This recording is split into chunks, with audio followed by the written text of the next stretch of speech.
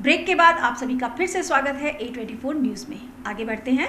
मालवीय नगर में स्थित आदर्श विद्यालय में रविवार को वैक्सीनेशन कैंप आयोजित किया गया। इस दौरान यहां 18 से 44 वर्ष तक के लोगों को टीकाकरण किया जा रहा था। चिकित्सा एवं स्वास्थ्य विभाग की टीम द्वारा ऑनलाइन पंजीयन के आधार पर सूची के तहत लोगों को वैक्सीन लगवाने के बाद विश्राम के लिए भी रोका गया ताकि कोई परेशानी नहीं हो सके। आदर्श विद्यालय के प्रधानाचार्य सुजीत कुमार झा ने बताया कि टीकाकरण कार्य सुचारू तरीके से चल रहा है। ये राजस्थान सरकार के चिकित्सा विभाग द्वारा एवं सेवा भारती के सौजन्य से आदर्श विद्या मंदिर मालवीय नगर में आज से 15 दिवसीय निःशुल्क कोरोना टीकाकरण अभियान प्रारंभ हुआ है। इसमें लाभार्थी ऑनलाइन रजिस्ट्रेशन करते हैं, वहीं से उनको डेट और टाइम का स्लॉट बुक करना पड़ता है। फिर वो आते हैं यहाँ सेंटर पर, मोबाइल अपना और आधार कार्ड साथ लेकर आते हैं और एक दिन में 300 लाभार्थियों को टीका लगाया जाएगा।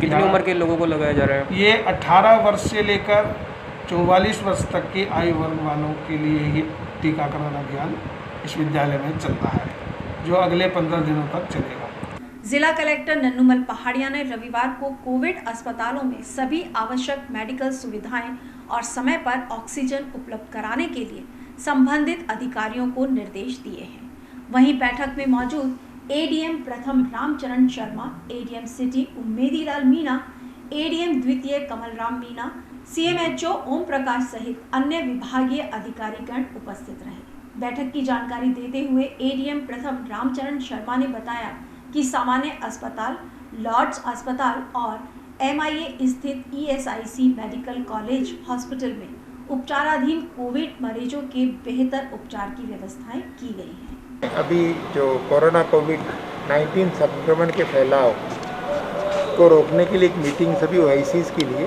उसमें अलवर ज़िले में जो निरंतर बढ़ते हुए केस है और जो आपात स्थिति और गंभीर स्थिति उत्पन्न हो गई है, प्राइवेट हॉस्पिटल्स में कहीं पे सीट नहीं है, सरकारी अस्पताल में राज्य सरकार के निर्देशों से पूरा का पूरा इंतजाम किया गया है। लॉर्ड्स हॉस्पिटल लिया गया है, जनरल हॉस्पिटल लिया गया है और ईएसआई हॉस्पिटल, उनमें पर्याप्त बेड, ऑक्सीजन सप्लाई व्यवस्था और उनके जो संक्रमित लोग हैं उनके खाने की और उनके समुचित स्वास्थ्य की ध्यान रखने की समुचित व्यवस्थाएं की गई है। राज्य सरकार माननीय मुख्यमंत्री महोदय के जो निर्देश हैं उनकी अनुपालना में कोविड प्रोटोकॉल की पूर्ण पालना कराते हुए सभी लोगों को आगाह किया जा रहा है कि कृपया अपने घरों में बने रहें, बाहर अनावश्यक नहीं निकलें और सरकार की इसमें सहयोग करें इस महामारी से बचाव में। और अब बात करते हैं वीकेंड कर्फ्यू के दौरान रविवार को बाजारों और सड़कों पर पसरे सन्नाटे की। जगह जगह तैनात पुलिस और कड़ी निगरानी के कारण लोग घरों से बहुत कम निकल पाए। कंपनी बाग के सामने वाली सड़क पर इक्के दुक्के वाहन ही नजर आ रहे थे। एक ऑटो रिक्शा चालक जरूरी सामान की सप्लाई के लिए जा रहा था। इस समय आप देख रहे हैं अलवर की सड़कों पर पूरी वीरानी छाई हुई है, सन्नाटा छाया हुआ है। दोपहर के लगभग 2 बज रहे हैं, लेकिन सड़कों पर कोई इस समय एक भी व्यक्ति दिखाई नहीं दे रहा। आप दोनों तरफ देख सकते हैं, मन्ने का बड़ से लेकर नंगली सर्किल तक एक भी वाहन गुजरता हुआ नहीं दिखाई दे रहा और कोरोना का इस कदर लोगों में भय व्याप्त है और गाइडलाइन की पूरी पालना होती दिखाई दे रही है। इस महामारी से बचने के लिए लोग घरों में कैद हैं। अभी हमें केवल एक व्यक्ति जो ऑटो रिक्शा चालक है वो यहाँ पर जाते हुए मिले, हम उनसे पूछना चाहते हैं। क्या नाम है आपका? मेरा नाम शेर सिंह है, मैं मानस तेल से हूँ। हमारे जो कंपनी है वो गरीब आदमियों को खाना वितरित करती है, इसीलिए आप घूम रहे हो? हाँ, मैं इसीलिए घूम रहा हूँ क्योंकि सुबह शाम हम दोनों टाइम गरीब आदमियों को खाना बांटते हैं। सरकार की तरफ से है? सरकार नहीं, ये हमारी निर्मल मानस कंपनी है, मानस तेल है, उसकी ओर से अधिकृत है। हाँ। अच्छा, क्या कहना है आपका किस तरह से इस महामारी से बचाव के लिए? ये महामारी से बचाव के लिए यही है कि बार बार साबुन से हाथ धोएं, सैनिटाइजर करें और 2 गज की दूरी बनाए रखें। आज संडे को आपको बाजार का और सड़कों का कैसा नज़ारा? कुछ नहीं, यहाँ पे यही है कि सब तरह पूरी तरह से बंद है, कुछ भी चालू नहीं है। बस कोई जो इमरजेंसी के लिए आते हैं 1-2 कोई ऐसे ही 2 साधन है, नहीं तो सब कुछ बंद है। ठीक है। तो देखा आपने इस तरह से पूरा सन्नाटा यहाँ पर छाया हुआ है और लोग घरों में बने हुए हैं ताकि इस महामारी से बचा जा सके। जिला प्रशासन और राज्य सरकार की गाइडलाइन की पूरी पालना लोग करते दिखाई दे रहे हैं, क्योंकि बीमारी लगातार बढ़ रही है और इससे बचाव का एकमात्र तरीका है बेवजह सड़कों पर नहीं घूमें, मास्क लगाएं, सोशल डिस्टेंस बनाकर रखें। जिला कलेक्टर नन्नूमल पहाड़िया ने एक बार फिर जोर देकर कहा है कि कुछ निजी अस्पताल संचालक जरूरत से कहीं ज्यादा ऑक्सीजन की डिमांड भेजकर ऑक्सीजन सप्लाई की प्रशासनिक व्यवस्था में बाधा डाल रहे हैं। इसके अलावा ऑक्सीजन की कमी बताकर अफवाह फैलाई जा रही है, जो बर्दाश्त नहीं होगी। जिला कलेक्टर रविवार को फ्लैग मार्च शुरू होने से पहले पुलिस कंट्रोल रूम में पत्रकारों से वार्ता कर रहे थे। उन्होंने बाकायदा कई ऐसे निजी अस्पताल संचालकों की सूची भी पढ़कर सुनाई, जिसमें कुछ ने जरूरत के अनुसार ही डिमांड कर रखी थी, लेकिन अधिकांश ने जरूरत से 1.5 से 2 गुना ऑक्सीजन की मांग की है, जो उचित प्रतीत नहीं होती। इससे ज़्यादा आप क्या फैलाएंगे? कुछ देखिए, एक 40 मांग रहा है, उसकी रिक्वायरमेंट 15 की है। कुछ अच्छे हैं बेचारे, एक की रिक्वायरमेंट है 10 की, उसको 10 ही मांग रहा है वो। एक की रिक्वायरमेंट है एक्चुअली 15 की, वो 40 मांग रहा है। एक की रिक्वायरमेंट 22, मतलब एक्चुअली उसकी 20 की है, वो 22 मांग रहा है। बिल्कुल ठीक है, एक दो ज़्यादा कम हो सकते हैं, पर 1 से 81 बात, जिसकी 30 की रिक्वायरमेंट थे 1 से 81 मांग रहा है, फिर अब्बा फैला रहे हैं। मतलब कितनी खराब बात है। और आपको कोई अगर वो कहते हैं साहब हम नहीं मांग रहे हैं, हम एक्चुअली तो मुझे बता दें, मैं उनसे बिल्कुल वार्ता करने के लिए था। एक की एक्चुअली 15 की डिमांड है, मतलब 15 की रिक्वायरमेंट है, 25 मांग रहा है। आगे देखिए 20 की रिक्वायरमेंट है, 65 मांग रहा है। एक एक्चुअली अच्छा है बेचारा, देखिए 10 की रिक्वायरमेंट है, 10 ही मांग रहा है। एक की रिक्वायरमेंट एक्चुअली उसकी 70 की है, वो 76 मांग रहा है। ठीक है, 2-4 कम ज़्यादा हो सकते हैं, कोई ज़्यादा मायने। 20 की रिक्वायरमेंट है, 100 मांग रहा है। 40 की रिक्वायरमेंट है, 83 मांग रहा है। 20 की रिक्वायरमेंट है, 30 मांग रहा है। 30 की रिक्वायरमेंट है, वो 45 मांग रहा है। एक की रिक्वायरमेंट 25 है, 25 ही मांग रहा है। पर जिसकी 30 की रिक्वायरमेंट है 180 मांग रहा है और अब्बा फैला रहा है। डिस्ट्रिक्ट वाइज डाटा हुआ ना, मेरे पास हॉस्पिटल वाइज डाटा है, नॉट डिस्ट्रिक्ट वाइज। राज्य सरकार की ओर से जारी नए दिशा निर्देशों के बाद अब मैरिज होम्स में विवाह समारोह होना लगभग असंभव हो गया है। विवाह समारोह में सरकार द्वारा 50 लोगों के स्थान पर 31 व्यक्तियों के शामिल होने के आदेश दिए हैं। साथ ही समारोह में शामिल होने वाले मेहमानों की सूची नए आधार कार्ड की फोटोकॉपी देनी होगी। ऐसे निर्देशों के बाद मैरिज होम संचालकों ने इन आदेशों को बेमानी करार देते हुए कहा, इस प्रकार के आदेशों के स्थान पर सरकार को विवाह समारोह पर पूर्ण प्रतिबंध ही लगा देना चाहिए। देखिए, अभी सरकार की तरफ से पहले 50 लोगों की गाइडलाइन थी और अब 31 लोगों की गाइडलाइन आ गई है। मैं सरकार से हम ये कहना चाहते हैं कि 31 आदमी और उसमें भी मेहमानों की लिस्ट, हमें कहा है कि आप मेहमानों की लिस्ट देंगे कि कौन कौन आपके आ रहा है, उसके मोबाइल नंबर और आधार कार्ड। तो ये चीज़ तो पॉसिबल है ही नहीं। हमने पहले देखा कि 50 आदमी में ही लोगों ने कैंसिल करा दी थी, तो हमारा धंधा तो 80% तो पहले ही चला गया था, और अब 31 की कर दी तो अब तो कोई करेगा ही नहीं। तो ये सब चीज़ें हम रिक्वेस्ट करते हैं सरकार से कि इसको रद्दी कर दें, और शादी करने वालों से जो भी कर रहे हैं वो घर करेंगे तो घर में भी देखिए कोरोना का संक्रमण फैलेगा।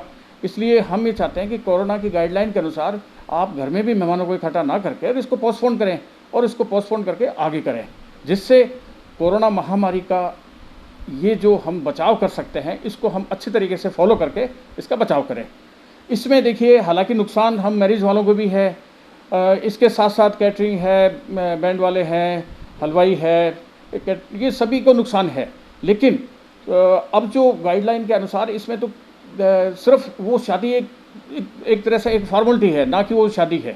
तो हम यही एक आशा लेके चलते हैं, और हमारे मुख्यमंत्री जी अशोक गहलोत जी ने भी यही कहा है कि शादी को अभी टालें। तो हम यही रिक्वेस्ट करेंगे कि जो भी शादी अब है इस महीने में और आगे मई जून जुलाई में तो इसको पोस्टपोन करके, और जब कोरोना महामारी से हम पीछा छुटकारा पा लेंगे तो हम अच्छी तरीके से जब सरकार खोल देगी तो हम आराम से इसको मैरिज होमों में बढ़िया तरीके से कर सकते हैं। हाँ, ये बात है कि मैरिज होम में अगर कोई शादी कर रहा है तो हम पूरी गाइडलाइन के अनुसार अब उसको जैसे 31 की कहेंगे, हम 31 की कोशिश करते हैं, तो वहाँ तो सरकारी सभी कर्मचारी आप आएंगे, सब पूरी चेकिंग करेंगे। और कुछ लोग होते भी हैं मास्क लगाते, इस पर बड़ी बहस होती है और चालान भी कटता है। ये पालना, लोग जो घर पे शादियां कर रहे हैं, पिछली बार भी लोगों ने घर पे शादियां की, उनके मेहमान भी खूब आए, उनके इकट्ठे भी 100 से भी ज़्यादा हो गए, लेकिन कोई चेकिंग नहीं गई, आज तक कोई चालान घर का नहीं कटा। और वही समस्या अब है कि अब लोगों ने प्लान कर लिया कि भाई 31 आदमी में हम चाहे घर में 50-60 करें कैसे भी, तो वहाँ कोई जाता ही नहीं है, तो लोग घर का फ़ायदा उठा। हाँ, प्रशासन को जब इसमें शादी ब्याहों पर ज़्यादा ही जोर है, तो प्रशासन को जो लोग घर कर रहे हैं तो घर का पता लग जाता है, लाइट लग रही है इस चीज़ का डेकोरेशन का, भाई आज वहाँ है, तो ये पार्षद के जरिए ये पता लगा करके उनको पता करना चाहिए कि आज ये घर कर रहे हैं तो यहाँ भीड़ इकट्ठी तो नहीं है। राज्य सरकार की ओर से जारी कोरोना गाइडलाइन के साथ NFSA लाभार्थी राशन कार्ड धारियों को गेहूं का वितरण शुरू हो गया है। खाद्य सुरक्षा पखवाड़े के दूसरे दिन उचित मूल्य की दुकानों पर गेहूं का वितरण जारी रहा। इस दौरान दुकानों पर ग्राहक मास्क लगाकर पहुंचे, उन्हें ही राशन दिया गया। इस कोरोना महामारी के दौरान प्रशासन की ओर से इस बार दुकानदारों को ना ही सैनिटाइजर उपलब्ध कराया है और ना ही मास्क की व्यवस्था की है। दुकानदार स्वयं के स्तर पर यह व्यवस्था कर वितरण कार्य कर रहे हैं। वहीं कई ग्राहक इस महामारी में भी लापरवाही करने से नहीं चूकते। ऐसे में पुलिस बंदोबस्त सहित सैनिटाइजर, मास्क उपलब्ध कराने की fair price shop dealer association के शहर अध्यक्ष उमेश गुप्ता ने मांग की है। और अभी मई का माह का रेगुलर जो CM योजना का गेहूं आता है वो 5 किलो प्रति यूनिट के हिसाब से BPL और PHS कार्ड पे दिया जा रहा है। नीले कार्ड पर 35 किलो गेहूं अंत्योदय कार्ड पर दे रहे हैं। हम सबके मास्क लगवा रखे हैं और गेहूं वितरण कर रहे हैं। PMU सैनिटाइज रख रखा है, सैनिटाइज कर रहे हैं हम, और यहाँ लगा रखा है हाथ। PM योजना का गेहूं जो आना है निःशुल्क मई माह का जून में आएगा, जून माह का जुलाई में आएगा, तब हम वितरण करेंगे, वो निःशुल्क आएगा। हमने राज्य सरकार और प्रशासन अलवर को लिखित रूप में भी निवेदन किया है कि हमें मास्क, सैनिटाइजर, फेस शील्ड इनकी सुविधा उपलब्ध करवाई जाए। बात करते हैं पश्चिम बंगाल सहित कई राज्यों में पिछले दिनों हुए चुनावों के नतीजों और परिणाम से पहले के रुझानों की। पश्चिम बंगाल पर एक बार फिर तृणमूल कांग्रेस का परचम लहरा गया है। देखिए, मैं आपके चैनल के माध्यम से ये बताना चाहता हूँ, भारतीय जनता पार्टी की विचारधारा पीछे भी आपने देखा होगा, हर स्टेटों के अंदर चुनी हुई सरकारों को गिराने का रहा था। आज उसने देश की जनता की तरफ ध्यान नहीं दिया, उन्होंने तो सिर्फ सरकार को बनाने का ध्यान दिया था। आज देश के अंदर कोरोना वैश्विक महामारी की वजह से लाखों आदमियों को इकट्ठा करना क्या प्रधानमंत्री को शोभा देता है? एक तरफ गाइडलाइन करके प्रधानमंत्री की गाइडलाइन जो कहती है आप 2 गज की दूरी रखिए, कोरोना के बचिए, और आप उसी भीड़ को जुटाने के लिए जनता को मौत के मुंह में डाल रहे हैं। बंगाल तो में ज़्यादा हुआ है। बंगाल को तो इन्होंने ऐसा समझ लिया अगर ये बंगाल की जनता गरीब है ना, ये जनता हमारे आदेश को नकार नहीं सकती, इसलिए उन्होंने तक फरमान जारी कर दिया। अपने जितने भी वहाँ पैरामिलिट्रीज थे, वहाँ डिफेंस थे या फोर्सेस थी, पुलिस थी, प्रशासन था, उनको बाई फोर्स बोल दिया मुझे भीड़ चाहिए, मुझे जनता चाहिए, जनता को मैं सुनाऊंगा, मेरी योजनाएं सुनाऊंगा। लेकिन झूठी को खोखली योजनाएं वहाँ सुना करके जनता को भ्रमित किया। लेकिन जनता समझती थी, जो ममता बनर्जी उनकी एक ग्रेट हीरो रही है, उसने वहाँ की जनता के लिए बहुत कुछ किया है। उसने रात दिन उसकी बंगाल की जनता के लिए तपस्या करके ना उसका सुविधाएं दिया है। तो वो एक बार फिर CM बनने बिल्कुल श्योर, निश्चित तौर पे CM बनने जा रही है, उसका काम बोल रहा है। आज समाचारों में बस इतना ही। देखते रहिए A24 न्यूज़।